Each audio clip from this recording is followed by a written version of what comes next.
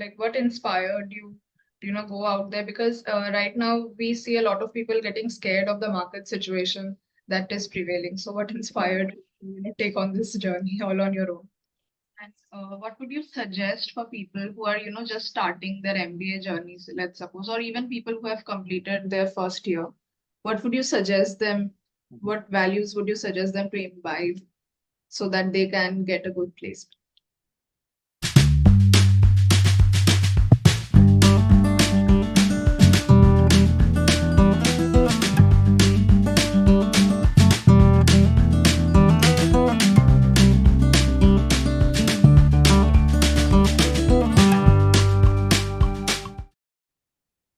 Hello, everyone. Welcome to today's podcast of Skilled Sapiens. I'm your host, Prerna Roy. We are here to ignite minds and help people reach the potential that they truly deserve. Joining us today is a very special guest. Hello, Karan. Welcome on board. Karan is has studied from SDA Bocconi, and he was the in charge of academic and student operations. And he has just joined Alia Consulting, and we'll be hearing all about his journey from him shortly. So, hello, Karan. Thank you for joining us. So, Thank you starting off, for, yeah, yeah. So, yeah, starting off, go on. I'd just like to know how's it all going? You joined this new company, so if you could just tell us how's everything.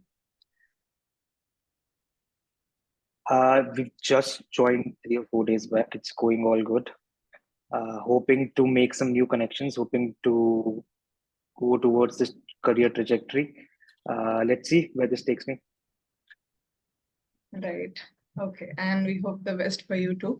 So, starting off, how did you, how did you convert this company? So, if you could just tell us a little bit about your entire journey.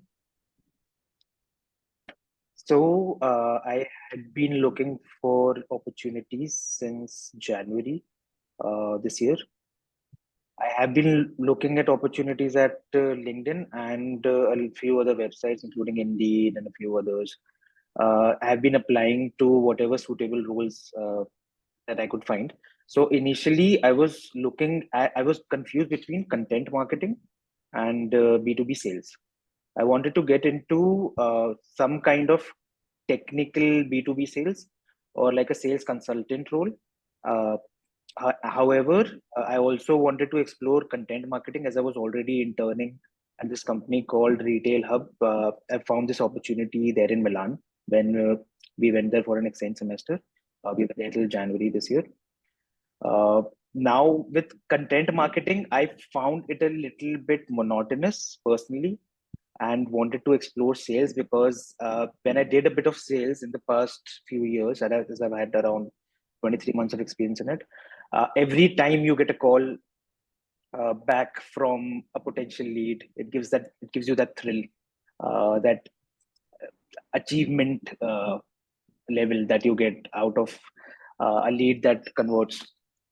So that's the story. I just started looking in January.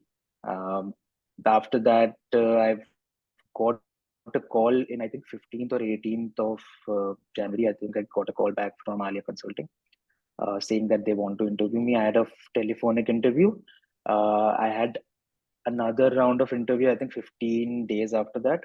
And then I was asked to do a presentation on what I think I'll be doing in the company.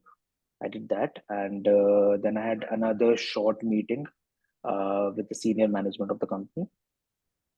And yep, that's how I got the offer. The process went on for, I think, around 2.5 months. Okay, okay. And so you did not you looked for this opportunity all on your own. You did not use your campus placements as such. No, no, not for this opportunity. I was looking at the opportunities that my campus was offering. Also, I was looking at other opportunities that I could find on my own. Okay, okay. And like what inspired you to, go out there? Because right now we see a lot of people getting scared of the market situation that is prevailing. So what inspired you to, take on this journey all on your own? I think it was probably the market situation. So, as we all know, it has been bad for all the B schools out there, even the top Mm. ones. Uh, the problem, I think I came across the problem in November, starting of December, when I realized that not a lot of companies are coming in on the campus as well.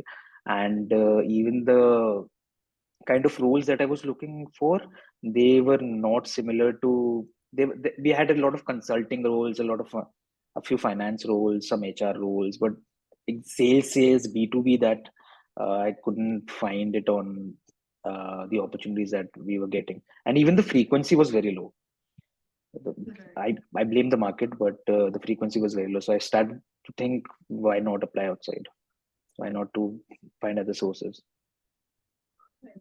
And like, what has been like your transition from your role that you did in your internship and what you're currently looking for? You mentioned there is a change in your perception what as to what you want to do. So could you brief us a little bit more about this transition in you? So my internship at Retail Hub has been quite dynamic. I started off with a bit of data analytics. Then I went into managing LinkedIn, and so I was solely managing their content and LinkedIn page for their one product. Uh, and then started to do newsletters. Then I started to do a bit of sales stuff, which was, so they had two kind of sales marketing going on. One was the clients, and one was the startups that they were not getting paid from, but the startups that could help them gain more reach on the platform to the retailers. Now that bit really made me think about, how do I want to take my career forward. I really wanted to understand if content marketing is something that I really want to do, or digital marketing something that I really want to pursue in the future. Uh, then realized that sales was a better option, and B2B was definitely something that I wanted to explore. And according to you, what are your key skills that make you the perfect fit for this job role that you're currently in? Right. So I have had quite a versatile background. Okay. Uh, so I was so this includes a lot of communication skills mainly. I think I've so I was when I was in the UK at Newcastle University. That I did uh, my masters with my bachelor's of engineering there. Was there for about 4.5 years somewhere. Uh, there I started to explore a lot of part-time opportunities. I think it all started from there, to just gain skills of going out there, getting out of your comfort zone, trying to interact with more people, trying to understand more cultures, trying to, understand the psychology of somebody you were talking to. Right. It was a new country. I was very, very young. I was 18. Started to look on opportunities. So I started with being a cashier, a receptionist. Then I became a male nurse for about 8 months. So that is very Then interesting. I start Yeah. Then I found this great opportunity at ID staffing. So we had to do a lot of promotional activities there. It was part time. Then get paid really well. There we used to get a lot of work from companies like Pepsi, Dolmio, Coca-Cola. We had Cadbury. So we had different activities there. So it was all B2C, but someday I'll go to a supermarket. I'll become one of the characters portrayed in the ad of a Cadbury. So there was a Mr. Turtleneck kind of a guy. I wore a turtleneck, stood outside this aisle of Cadbury, uh, trying to push product of that ad, particularly that had revamped after 40 years. I was doing that. That went on for a week. Then another day, I would just hand out free Pepsi to people on the street. So we had like 14,000 Pepsi bottles, 10 of us doing 8 hour shifts. Just a lot of that. And then my engineering work started after completion of my degree. Did that for 2.5 years. I realized that maybe I did not want to do this anymore. Maybe I really like talking to people. Maybe I really like to to do something in management. I think that's a good career trajectory as well. That's why I started to, look into marketing, and the consumer insights is something that really interested me. So, yeah, after that, even I did a lot of internships at MBA. I started with this company called Orion Square. It was an UN recognized NGO where I was appointed the marketing lead of the whole marketing department. So that went on for 4 or 5 months. I had 30 some odd people working in the team. There was a PR team, there was a content team, social media team, different managers for different pages. We had design team. Then I went to Outlook for my official summer internship of SW. That went on great. I was ranked first for sales activity. Uh, that was We did some product and brand marketing as well, but majorly it was sales. Um, yeah, I think that sums it up. So that is one very interesting career trajectory with so many different things that you have done. So, according to you, how has this shaped you as a person? You know, that entire experience that you had abroad, and how did all of that culminate into the person that you are today? I think it's just being exposed to a lot of cultures, a lot of different uh, people, trying to understand everybody's perspective. I think that has really interested me into the career trajectory I am at right now. It's very important to get out of your comfort zone, try to, learn more things. Maybe the curiosity has helped me a lot. I think the curiosity comes from my engineering loving side of my personality, maybe. But yeah. So, would you say that this different side of you, this curiosity, is something that sets you apart from all your peers? Yeah, yeah. I think I get curious about a lot of stuff because even I remember at when I was interviewing for Retail Hub, this Milan company.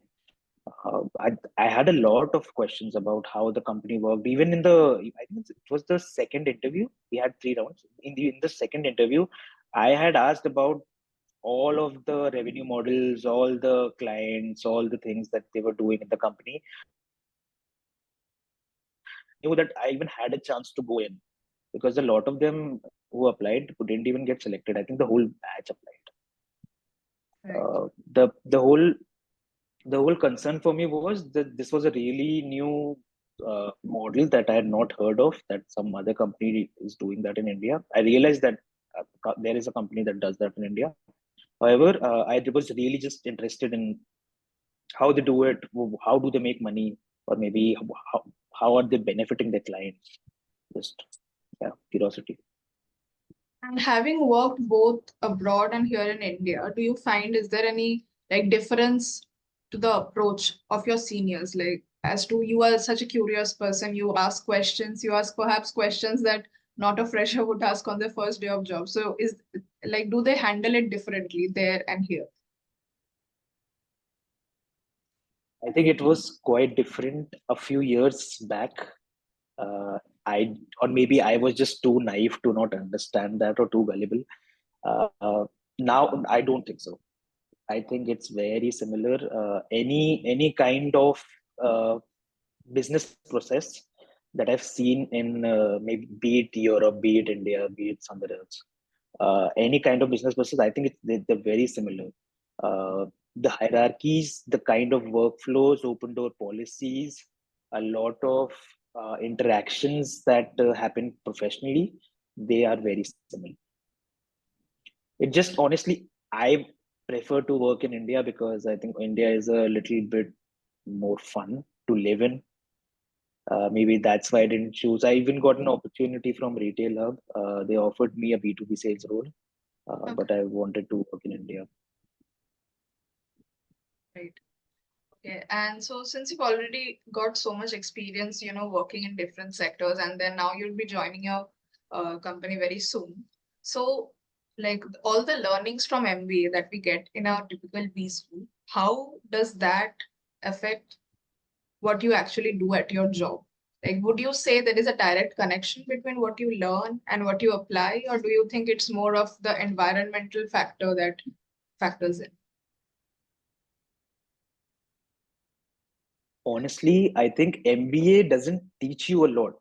An MBA is just a way of preparing you for a management role. An Right. MBA will not teach you exact things that you will be using. So now when I go for an interview, or even if I'm talking to some senior person in some company, I'll after the conversation I'll realize that my conversation, what I've had now and what I would have had before my MBA is very different. A lot of jargons have come in, uh, a lot of analytical skills have come in, a lot of these developmental conversations are happening where I'm but I clarifying my doubts in a lot lesser words. I'm very precise with my communication. I think it's mostly communication. MBA as a skill or a tool, I think anything that you get taught in an MBA, you would have been taught earlier, basic skills like Excel or Power BI, or something advanced uh, uh, like a coaching session that you would learn after like in an executive program. That all is included here, but the whole point is to get that discipline, to get that in your personality. Right. So, as you mentioned, it's not as much about the skill as it is about the soft skills that you learn during your journey. So, suppose Yeah. there's a person, uh, suppose there's an introvert, as you mentioned, and communication, as you mentioned, is a very big key. So, according to you, how can that kind of a person, change themselves and evolve throughout their journey to land where currently you are standing? I am an introvert. I'm an extreme introvert. I will be very shy to talk to a random person. But it's just you have to be keen to grow. You have to understand where is your chance to speak and when it is not. You may not feel comfortable at some point of time at a event or some kind of a gathering or some, if, for example, an interview, something basic is that, but just try to understand what will you be gaining out of it.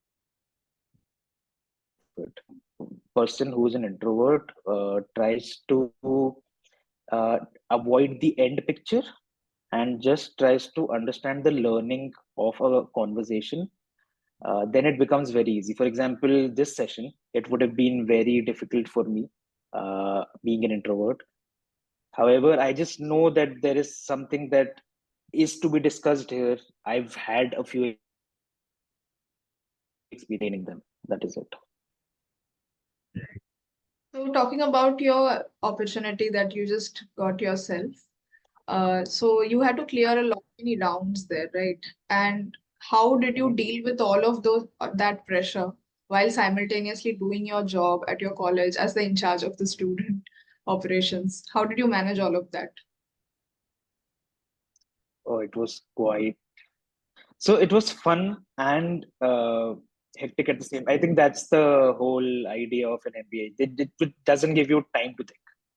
There's a lot happening. You're even busy on Sundays, Saturdays, no matter what time it is. Um, so when the process was going on, the whole tension is about time management. I think that was the. It's just one of those learnings that you get from these moments. Uh, we had exams in the end of March.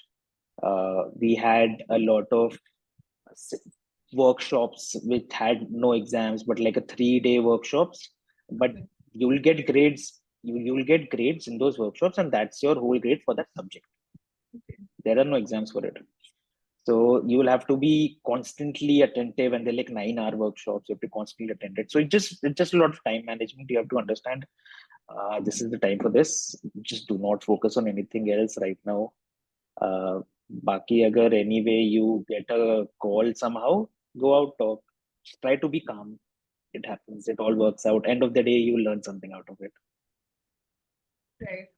And so, was this opportunity of yours, were you physically present for the entire process, or was it more of an online meeting? So it was online.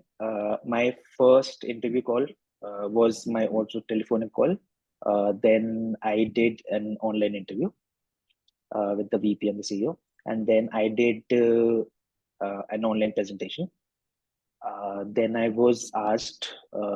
Then I met the senior management came into Mumbai. The company is in Delhi. The senior manager came into Mumbai. I went to meet them. It was kind of an informal interview, like a final round, if you can say so. Yeah, that happened. And after that, I had a session with the final VP explaining the details. And So, since it was an entirely in an online mediums, it is very difficult to convey who you are as a person. It's very difficult to convey what you can bring to the table. So, according to you, how did you address that concern? How did you show that yes, you are the perfect person for this job role? I don't think online was a problem though. Everybody is talking on Zoom these days. People are very comfortable with it. Uh, I don't think it was even if it was offline. Maybe that's one of the reasons that they wanted to meet me before they made the decision to hire me, because they wanted to clarify a few other things that you may not understand virtually. But for me, I don't think it was a problem. I was I just conveyed out whatever I wanted to say. Uh, Got through. Right. And during your journey, after your interview, for example, how confident were you that, yes, this is where I'm going to land this? Did you have that feeling? So okay, I was interviewing at a lot of places simultaneously. Yeah, so uh, I was shortlisted for H&M. I was shortlisted for Fitchi. I was shortlisted for two or three more companies.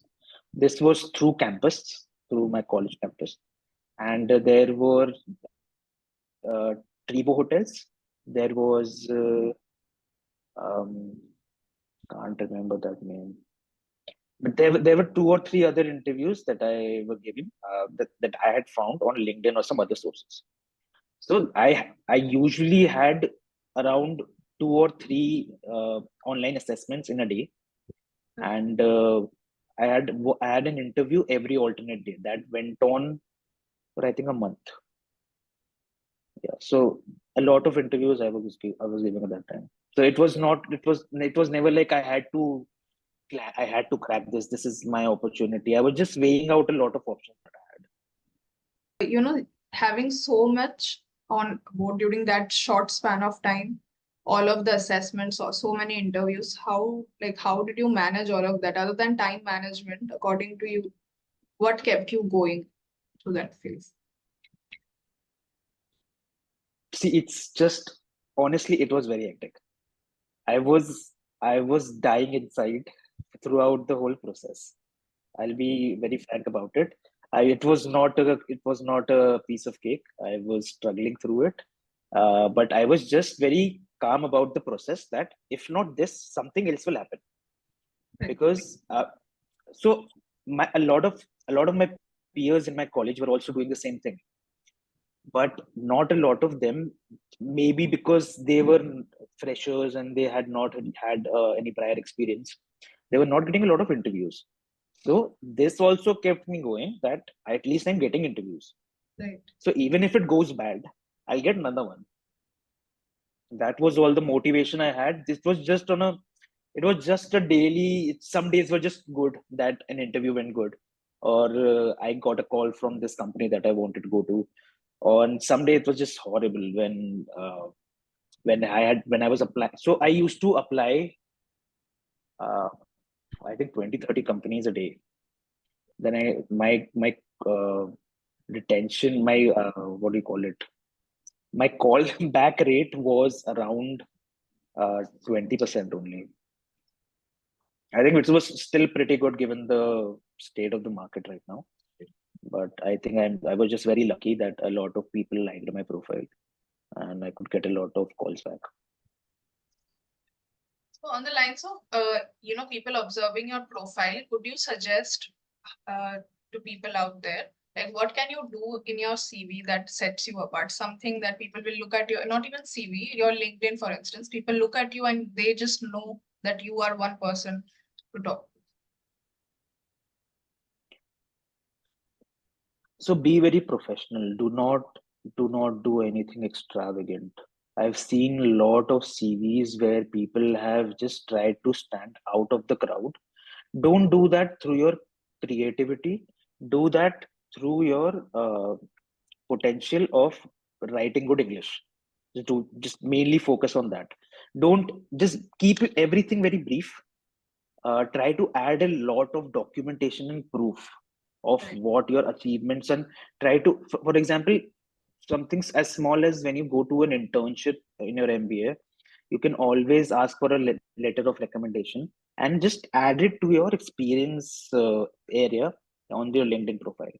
It will just really help. Whenever anybody goes through your LinkedIn, whenever you're applying through LinkedIn, they'll come to your profile, they'll see a letter of recommendation. It will just help.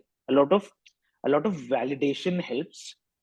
You just keep a prior adjustments to your CV and LinkedIn. Even for your CV, just try to quantify a lot of things. If just don't mention I have done this, I've done that. Just try to and whenever you're applying to a new role, try to see their job description and understand how can you add to their value, because you from your perspective, you're just applying to this company, but this company is hiring you, they're going to pay you, but they want more from you. Right. Otherwise it just doesn't make the ROI for them. And what would you suggest for people who are, just starting their MBA journeys, let's suppose, or even people who have completed their first year? What would you suggest them? Mhm. What values would you suggest them to imbibe so that they can get a good placement? So what I see in a lot of MBA students is that at the beginning, so I'm still getting a lot of messages on LinkedIn of people who are people who are going to join in Ajda Bukoni in this June, July. They are asking me what courses do I do, what internships do I do, if I get an NGO certificate, because a lot of these coaching institutes, they tell you that you need to get this, do that to Yeah. get into an MBA program. But after you've got into one, so you have this energy at the beginning, which honestly dies down after 6 months. Keep it up. Right. Just try to try to fix your stagnant position, that this is the amount of work, this is the amount of hours I'm going to put it in a day. Whenever my MBA is done, this will be done until I get a job. This will be done. And just try to learn a lot of things. Try to understand what's trending, what is in the market right now. A lot of things are changing with the recent AI coming in. A lot of things are changing. The job market is going to shift so much. So thank you so much for sharing your insights. It has been very insightful. Thank I'm you. sure it will definitely help all of our viewers. And so, guys, that's a wrap for today. Thank you for joining us in our podcast. If you enjoyed this, hit the subscribe button and leave a comment down below. And we'll see you in the next one. And again, thank you so much, Karan, for being the amazing guest that you are. And we hope to have you soon again on board. And all the best for your journey. Okay. Thank you. Thank you. Okay. Thank you, Karan. And goodbye, guys. See you in the next podcast. Goodbye.